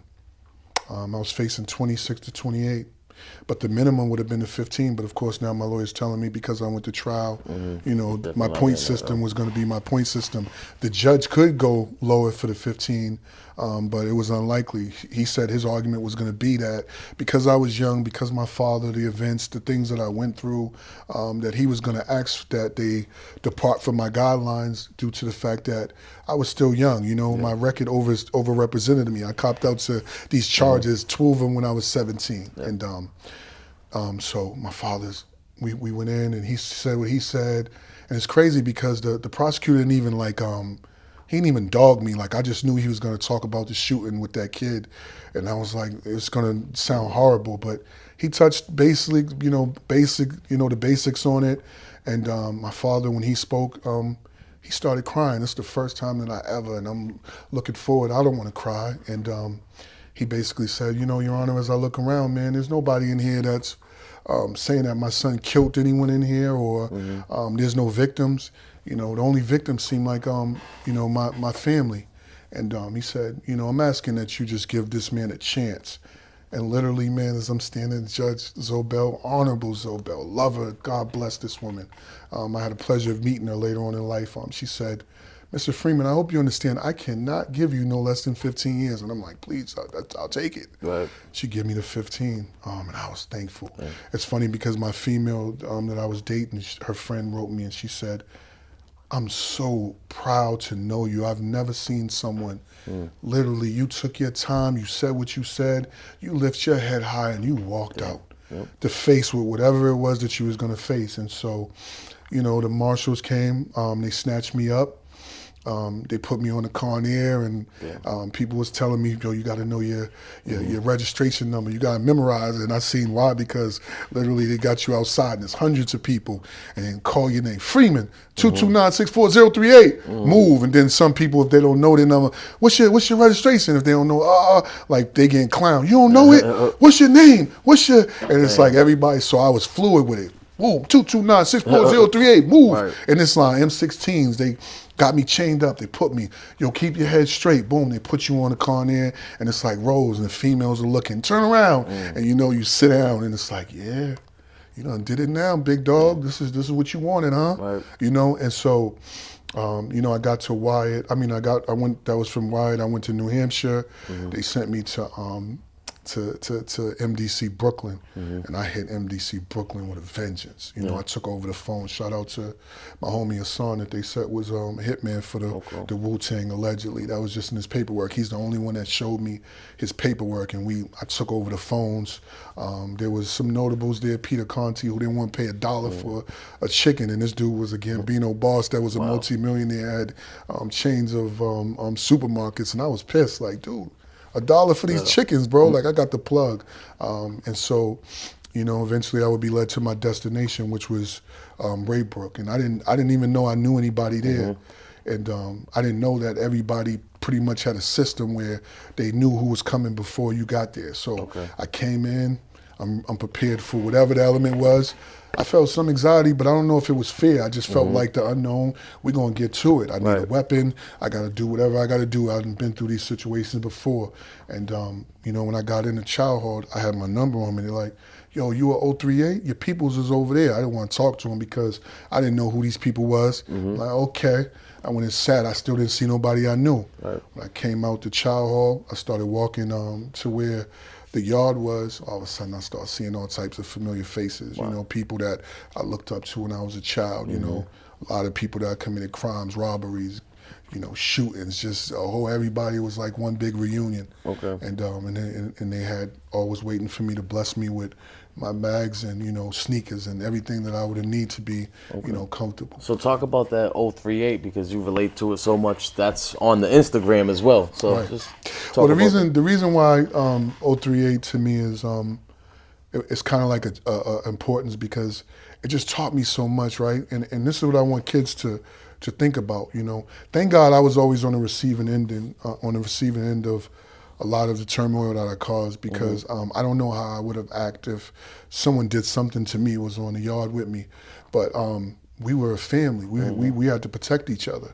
So when we got word, as I became one of the, you know, reps inside the car, a lot of people just didn't have desire, but I was very, very political. I read a lot. So the mob, you know, shout out to my big dog, Big Ski. He was John Gotti's kind of like person that made sure he was good, and John Gotti Jr., and he was the leader of the whole Spanish car. I had ties with him. I had ties with the mob. I sat at the Italian table, the Spanish gangs, the Irish homies who I had a lot of different prejudices from South Boston and Charlestown. I thought they were all racist. We ate together. You know what I'm saying? We kicked it. We protected each other. You know, we was willing to die for each other. Right. And so, you know, when word would come, if someone was coming to the yard that had issue, okay, yeah, yo, Till, this is what's going on. You know what I'm saying? Homie from the gates coming up, you know, he's arrested for this, going on with this. So we got to make sure that we, you know, eliminate this problem. We would have to address the problem. You know, listen, homie, if y'all want to get it on, you know, y'all can go to the side in the corner, but y'all not going to jeopardize the car. You know, we holding each other down. We got to put our differences aside. We got bigger fish to fry. There's a Mexican mafia. There's a Texas syndicate. There's the DC who, I swear, no disrespect, because I got a lot of DC homies. Them dudes are like roaches. As soon as one bus pull up with 40 of them, man, when you got to prove that you violent with these guys, man, whatever clears up with them, there's another bus with 40 of them dudes. And, you know, because there's really no state prison there no more. So every car, you know, and we had the most strength in that facility because unlike the politics from a lot of other places, you know, like New York, you know, is segregated. You know, the Bronx only mess with Harlem. The Brooklyn mess with Queens, and they don't like Harlem. And so they had separate cars of boroughs. We were all together. So when we demonstrated, man, you would just see us strong. You know, we had gotten to a situation that's crazy. I went to Philly. We had gotten to an unfortunate event with the homies from Philly, and we collided over basketball, bro. And people, I never like to, if I eat with you as ceremonious, I never like to violate that bond. We wound up getting into it, and we collided, and I put my hands, there was a lot of destructive people got stabbed. And man, one of my good close friends, man, that got 30 years at 15 years old, my boy Dame, it's crazy, man. He had tears in his eyes, you know, the fact that I had, you know, got into it with him. And it's crazy because, man, when he came home recently, I went to Philly, man, and I told my shorty, I said, yo, look, I'm gonna be real with you. We deaded this, but you know, Philly's treacherous, and I got a lot of bonds and stuff. But man, you know, if there's a couple of his homies that I really did some destructive things to, it might get ugly, but I got love for him, and I want to embrace the homie. And we ate food. You know what I mean? I bought him some clothes, and you know, so that's why 038 is important, because it changed the way that I thought, you know. Coming back to the neighborhood, it's like, why get back into conflicts? And you know, you got to remember, early on in my childhood, my father, due to his cheating, would take me to different aspects of the neighborhood. And then even as I maneuvered through the hood, I moved like a mercenary. So I could be beefing with one person in the hood, this particular hood, but be cool with 5 of dudes. And so I knew a lot of people, and it just broadened my thought process, and it started making me not think small-minded. I started meeting people everywhere, and so I realized that I'm just not respected in Roxbury. You know, I'm respected in New York, and I got a lot of great relationships. I go to Ski's house and his sons. Like, he got a great family. You know, them dudes treat me as if, you know what I mean, I'm their dad. You know. Is that where you start formulating the idea for the book and start writing the book there at Raybrook, or just talk about that? Damn, that's a great question. So, wow. So while I was in Raybrook, I wound up taking a class, and I always wrote poetry and stuff like that. I took a class that, in the piece that I wrote impacted so powerful. It was this fly little snow bunny, and she was young too, like, and she, you know, she was teaching this class on writing. Bad little joint. So, you know, whatever opportunity we can get in those instances to get close to females, we're gonna do. If it was yoga, before they get to the weird stretches, I'm gonna take the yoga class and I'm gonna see the little feet. Oh, she got some nice feet. You know what I mean? And so I went there originally just to have that interaction, and then I wrote a beautiful piece that I just was my reality. I talked about my neighborhood, and I was describing how the events played out. I got shot right here, you know, and the police were ducking too. Look, there's a corner, on every corner there's a liquor store. You know what I'm saying? You would think that this happened, and when she started reading, because it was a contest of who was gonna have the best piece, there was tears in her eyes when she started reading me as the winner. And then we had a ceremony, and then, you know, I read my piece in front of, you know, all of the people in the jail, and all of these white women that probably never encountered someone other than prison.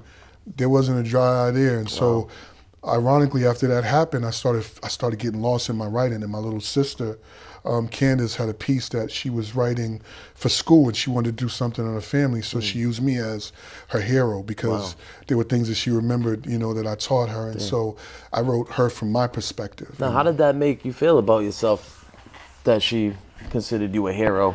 It's crazy because, like I said, man, I feel like there was things that you really don't think about, because you miss those moments, right?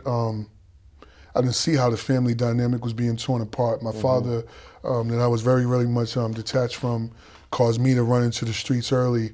But I didn't remember things that she described, how I had put a Smurf up inside the towels up inside the ceiling. And I told her when she was probably about 3 or 4 or whatever, and I was 7 or whatever, like, I can talk to the Smurfs, Papa Smurf. And then I opened it up, and she thought that I had some magical powers because I could talk to the Smurfs that lived in there. And, you know, I was almost in tears as I read her part of the paper, but I started writing my story, and something beautiful happened. Remember, I had pled guilty, so I really didn't have no appellant rights other than the sentencing. But then I was hearing that there was something called, basically you can challenge the colloquies of your prior convictions. Because I was 17, that was basically what they felt that I had the best chance. And remember, I just got here, I had limited bread, had 22 beds when I first went in. I'm conservative now. As I'm going each month, I'm looking at budgeting my bread. So this wonderful girl that was a college student who was willing to go in her 401k to help me in everything that I went through, who was coming to see me, she's like, you gotta do it. Every opportunity that you have to get out, you have to fight. And I'm like, you crazy? I need sweatsuits, yo. I need the Timbs, and I need the new, you know, Nikes that they got, like Shorty. She's like, yo, you don't make no sense. You gotta fight. And I'm like, listen, B, when you decide to leave, because I got this fresh 15, I'm gonna be stuck in here. I gotta make sure that every dollar that I have, I gotta make it work for me. And I hung out, boom. Then I felt stupid. I said, you know what, I'm gonna call back. So I said, call back when she pressed 5 or whatever. Listen, baby, I'm sorry, man. Just go take Sorrente, and I heard he's a judge now. Go take Sorrente the bread to fight the colloquy. You know, you're right, man. I'm gonna try. And I overturned my conviction, bro, my 15 years. So at what point do you start to change the mindset from being this, you know, criminal, super thug criminal, to wanting to kind of change your life, to do things like writing books and wanting to really enjoy life? God was using me, because it's crazy. At first there was some difficulties, and I know we have limited time, so I won't go into all of them, but at first I didn't think that instantly I was overturned. I'd let my attorney Dilday know. He said he was going to do up a motion, then he didn't. There was something called U.S. versus bracket, and I'm going to tell you why I started changing mentally. When I'm doing research and there's some guys in there, shout out to my man K1, he was Black Just from the Supreme Team's Cody. He used to always be in the law library, and I told you I love reading, I love educating myself. So I'm talking and I'm researching because I'm thinking my motions in. I haven't heard anything from my attorney, but I'm thinking. So I came across U.S. versus Brackett, and it said it was a terrorist law. And it said that if you didn't have your conviction in a timely manner, that basically in the federal level, that it didn't matter if you won your conviction or not, that under this new anti-terrorist act, that there was going to be finality. So you had a certain amount of time frame to get your get back or you was done. And I'm like, hold on, maybe this ain't got nothing to do with me. Why would they consider this to have affected me? I'm not a terrorist. Right. But then I sat back and I started thinking about it. I am a terrorist. I terrorized my neighborhood. You know, I remember, coming down streets, man, and there were mothers, there was kids playing, and there was an enemy, and I wanted him. And I didn't care who was around. And I pulled out broad daylight, and I tore that street up, and I might have not got him, and there was a guy there, but I was so mad I couldn't get that guy because he kept getting away that I turned and I fired on him and hit him, and I could hear people screaming. I was a terrorist. Yeah. I terrorized my neighborhood. I lived every day as if I was in war.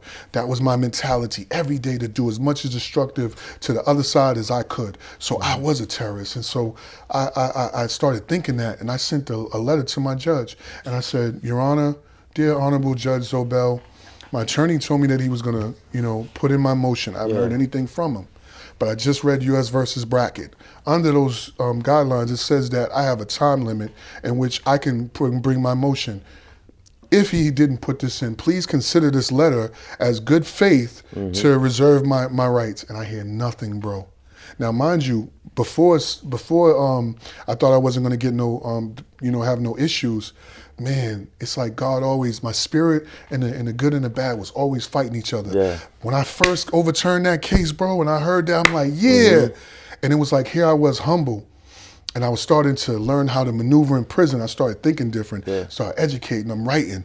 But then I found myself reverting back to my old ways. I'm like, yeah, as soon as I come home, I'm robbing every homie that didn't show me love. I'm spitting in any shorty's face that didn't write me. Yeah, I'm doing this, I'm doing that. And then I thought, yo, I haven't even got back in the court. Yo, what if my joint don't go through? And that was when difficulties happened. So I didn't hear anything for 7 to 8 months. Now everybody went from celebrating, all the homies, yo, he got some get back. And then it went to, yo, bro, I'm like, I don't even want to talk about it, bro. I ain't heard nothing. And then one day, literally, man, and it's crazy because her name was Mrs. Copeland, and I used to tell her, yo, my cousin's hood is called Copeland, so I mess with you. She's like, baby. She opened the door and she said, was you supposed to be going back to court? And I'm like, I don't know, Miss Copeland. I ain't heard nothing, but I thought I overturned mine. She said, well, baby, that's what it is. All of a sudden, I tried to run to the phone. It was shut off. And then I was like, damn, I can't even call out. And so it was like I didn't have no way of contacting to let people know.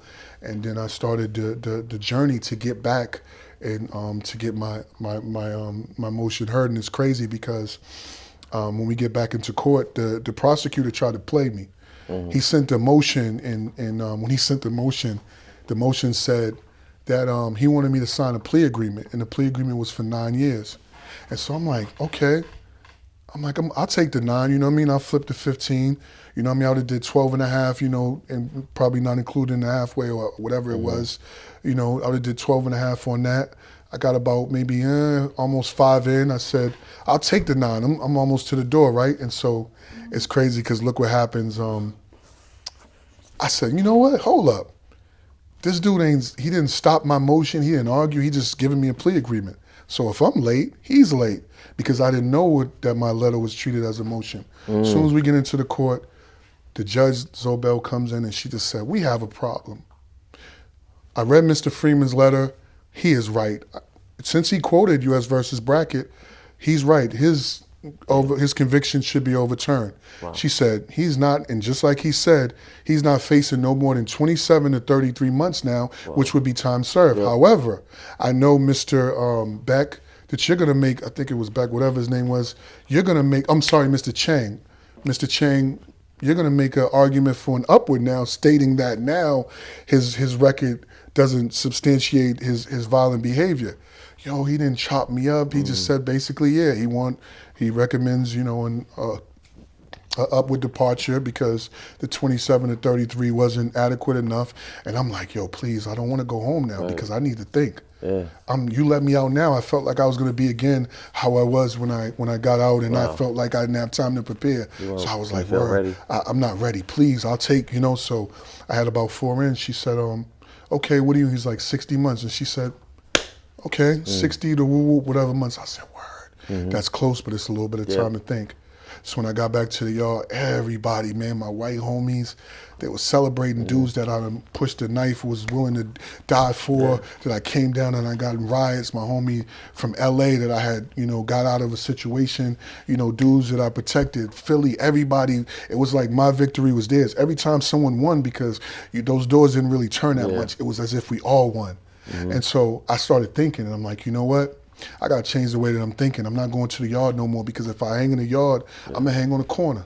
So then I told my homie Darius from Interville, which is one of still my close confidants, I said, yo, I want to have a meeting with the homies. And he's like, all right, cool, what you want? I said, listen, I want to chop it up. And so I stood up in front of all of the homies, man, by the baseball court.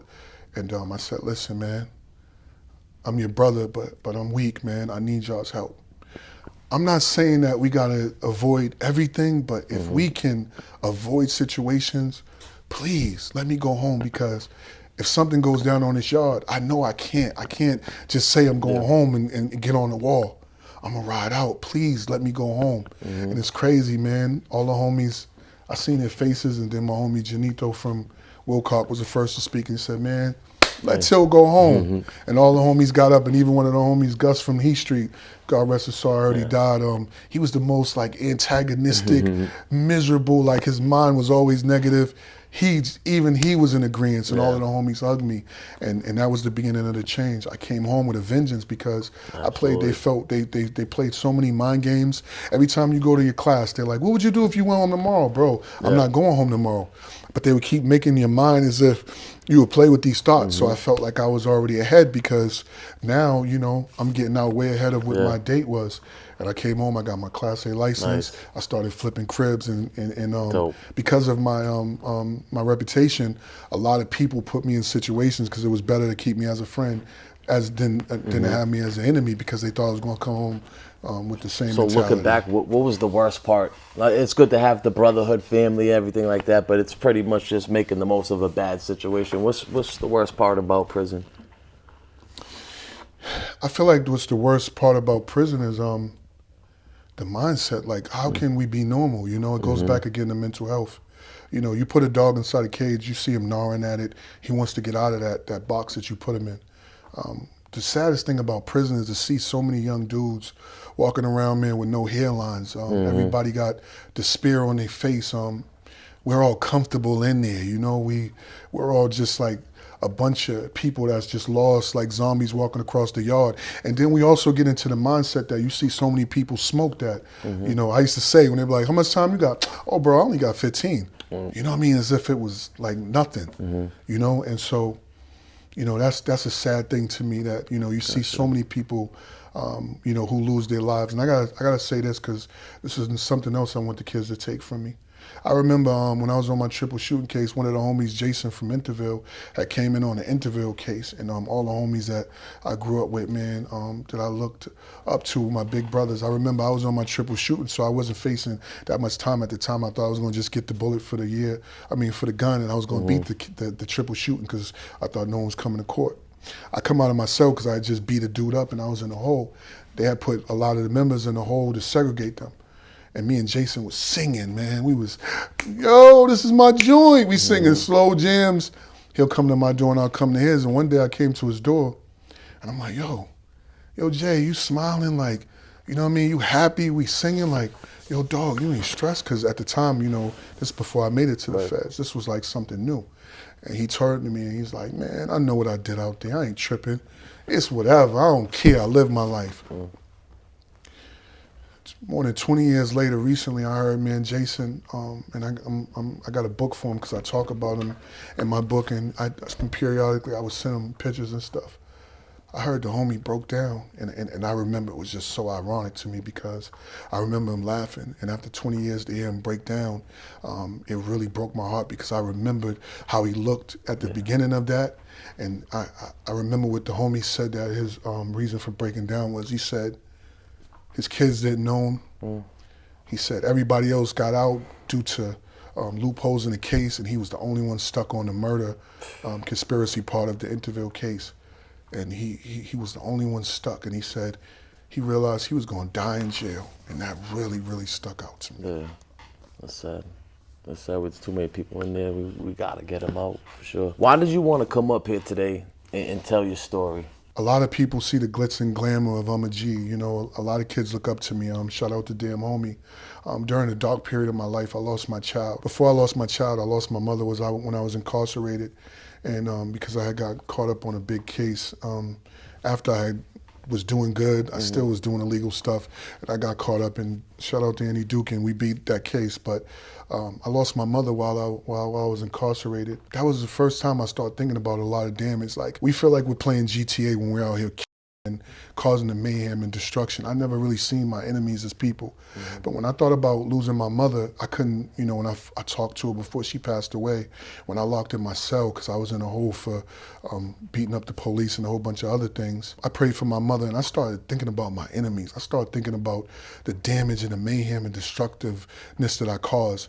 And I started thinking that, damn, there's people that probably feel the pain that I felt, that I inflicted on the community, right? Yeah.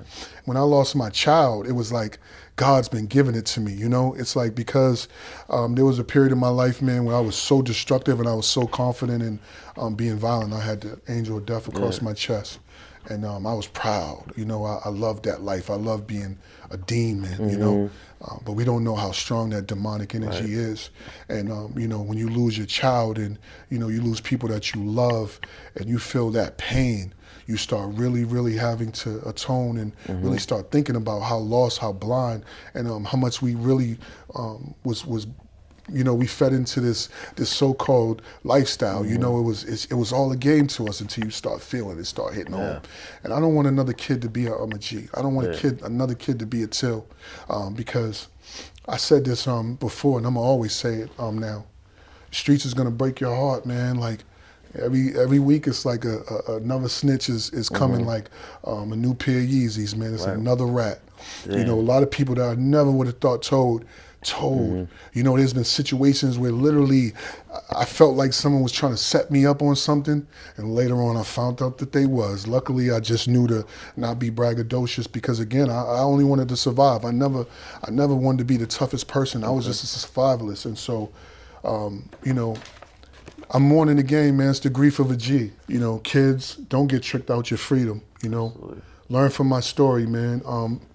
You know, do as I tell you now, not as I did, because, you know, I was so lost that I didn't know the impact of the things that and the damage that I was done. And I gotta say this lastly, shout out to William Allen. I laughed at a situation where he got caught up on a murder because of my influence.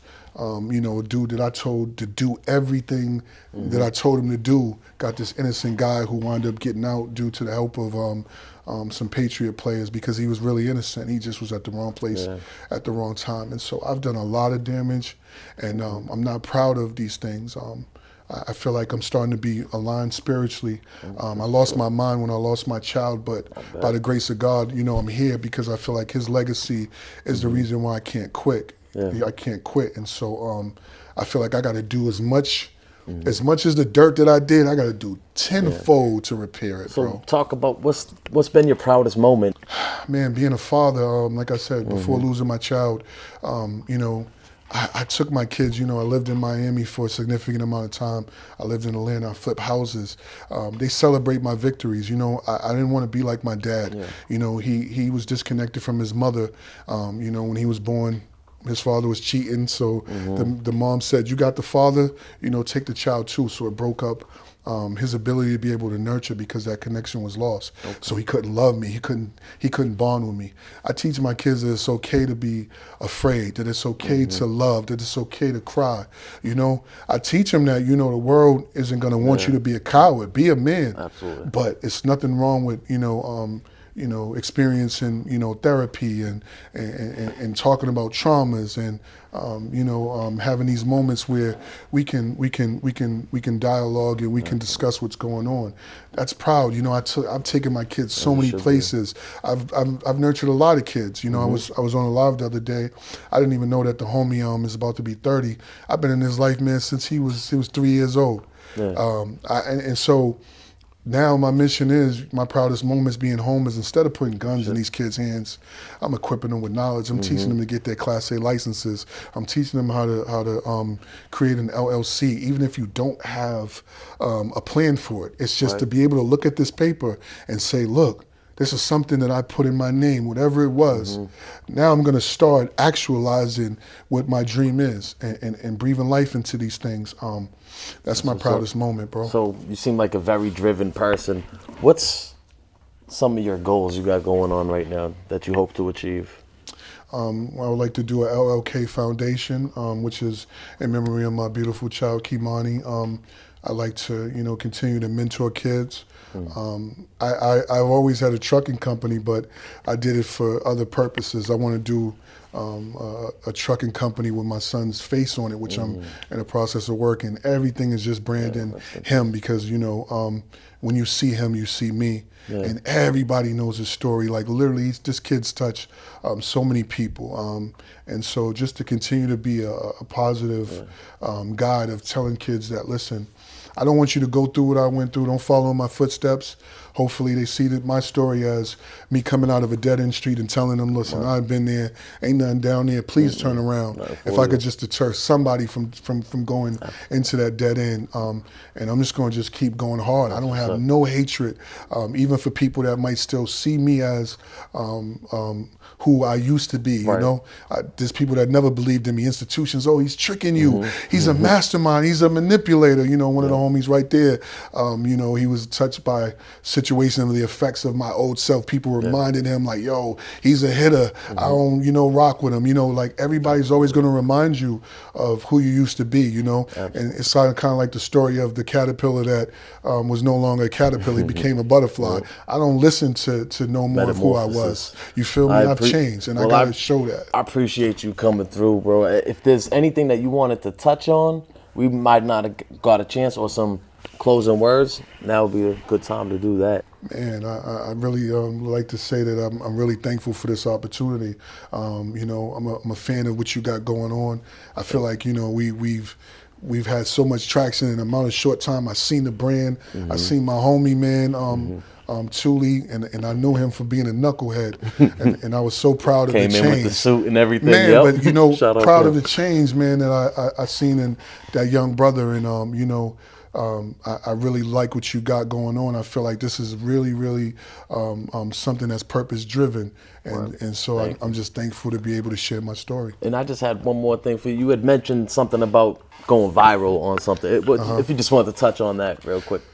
It's crazy, man. So I met this crazy Russian girl, man. Shout out to damn homie. And when I lost my son, no one can get to me, and I had beautiful women. I've had wonderful women that surrounded me, but unfortunately, when you know people like, I have people that are around you, they knew my child, my social media, I used to always catch wreck with them. It was hard for them to be able to help me because they were just as traumatized as I was. Yeah. So those beautiful women that did as much as they could at that moment, they couldn't save me because they were traumatized. But in the course of going through my darkest moment in my life, I met her, and I was like, yo, who is this shorty? She just was, her energy, she reminded me of another ex that I had who had that rich bitch energy, but I'm like, yo, I got to get away from her, and I ran from her. I went back into my crib, in Miami, and I was stressed out, and they got me to come back outside to the pools. We lived in an amazing piece of property, and no lie, man, that second day that she got me to come back out to the pools, it was like she grabbed me And maybe, I don't know if it was a form of trauma bonding. Man, she distracted me because no one else could have kept me distracted. And she was like, yo, come on, we're coming over here, we're coming over there. It was really dangerous because she didn't know my background. Right. So she put me in a situation where the first viral moment was she set me up to do like a punked type of situation where she told me we had to, there was something that needed to be fixed in our penthouse, which was true, before we was going to New York. And we were looking for something, but I was really annoyed. Yep. We were drinking, we had a great day, and I'm like, why don't you let the dude that's fixing, the bathroom, let him, and then I'm like, what are we looking for? And she's going in her phone. I didn't realize at the time, but she's trying to tell the people where we was in the store. We was in Home Depot, and literally the dude came and was like, oh, I'll take homie's girl or something. And I was like trying to, mind you, I'm going through it mentally. Right. I'm fighting every day at this moment. And I wound up snatching dude up by the neck, and it wound up doing hundreds of millions of views. And then she thought it was funny, and I was a little bit upset because I could have really hurt this guy. But then we just started talking, and I was telling her like, yo, shorties are gonna start getting in your DM threatening you. And she was like, I ain't tripping, I got millions of followers. And then when the threats came, she's like, yo, this chick said this, who's this, who's this, who's this? And then slowly, like, I started finding like a little bit of my personality was coming, through drinking, and I was sharing certain things of myself, and she's like, yo, that's a skit. You should do this. And I'm like, nah, I'm cool. Let me be security. Right. I won't play the background. But then we started, putting things together because I started seeing like, yo, you know what? The way that I am, I felt like she was helping me. Absolutely. I don't care if you make cookies, you know what I'm saying? We're going to make the best cookies at this moment. And so that's how that came into it. Why don't you just tell the people where they can find your book, and then give them a rundown on the social media or anything else that you'd like to promote? Greif Of A G. How not to get tricked out of your freedom. There was 273 pages out because I was calling out some rats and stuff like that. I got to work on that part of my personality. But anyways, I still hate rats. God forgive me. I accept your responsibilities. Anyway, so Greif Of A G, you can find it on Amazon. You can find it on Barnes and Nobles. You can also go to my platforms, Ummagee, UMMAGEE038, and that's on IG. I also have my link in my bio. Awesome. This is really a powerful story because I didn't make myself to be out this super gangster. When I was afraid, I talked about being afraid. When I questioned certain things, I talked about it. When there was negative influences that I felt was leading me into directions that I felt I was gravitating, but I didn't want to be there, I discussed that. Absolutely. And so I think that's why this is a great book, because it's very truthful. Absolutely. So make sure you guys go get the book. I'm going to make sure I get one, and I'm looking forward to reading it. And guys, on that note, it is what it is. This is the Bounce Back Podcast. Remember, what's next is what you make it. On that note, we out of here. Thanks again. Bounce Back Podcast, baby. Yeah, gangster. Word. That was good shit. Bounce back, ain't got a moment when they see you down this